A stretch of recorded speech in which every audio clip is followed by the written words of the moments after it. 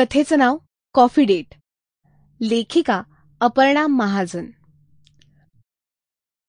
कंपनीत नवीन मशीन्स आणून त्या स्थानापन्न होऊन त्यावर नीटनेटकं काम सुरू व्हायला आज जवळजवळ 2 महिने झाले होते. सुट्टीच्या दिवशीही त्याच्या कंपनीतल्या चक्रा मात्र सुरूच होत्या. घरासाठी तिच्यासाठी मनात असून वेळ देणं जमत नव्हतं. आज खूपच दिवसांनी निवांतपणा मिळाला होता. ती तिच्या दिनक्रमात व्यग्र होती. आपल्या पांढऱ्या केसांची झुलप हातानंच वळवत तो स्वतःतच जरा मग्न होता. जरा हटके, लक्ष जाईल अशी चष्म्याची फ्रेम नाकावर सरकवत कुठेच न पाहता तो कसल्या विचारात होता कोण जाणे. पण काहीतरी मनात चाललं होतं. तिने त्याच्याकडे पाहिलं आणि तिला जाणवलं.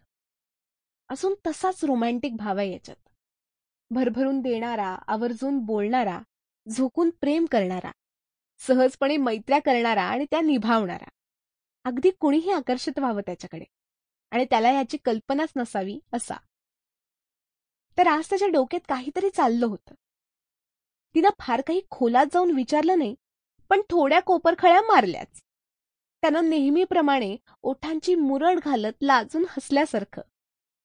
ही त्याची सवय सगळ्यांच्या आवडीची, नाही प्रेमात पाडणारी. त्या चिडवाचिडवीला प्रतिसाद दिला, पण बोलला काहीच नाही. एकदा एके ठिकाणी एका आजींकडे गेला होता. सगळे पन्ह्याचा ग्लास घेऊन बाहेरच्या खोलीत बसले होते आणि हा मात्र आजीच्या हातची गरम गरम मेतकूट तूप लावलेली पोळी खात आत बसलेला स्वयंपाकघरात. आजीशी घट्ट मैत्री पण झालेली एव्हाना.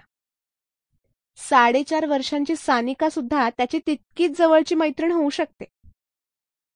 तर आज त्याला त्याच्या शाळेतल्या आत्ता 60 जवळ आलेल्या मित्रांना भेटायला जायचं होतं. Get together. Sample complete. Ready to continue?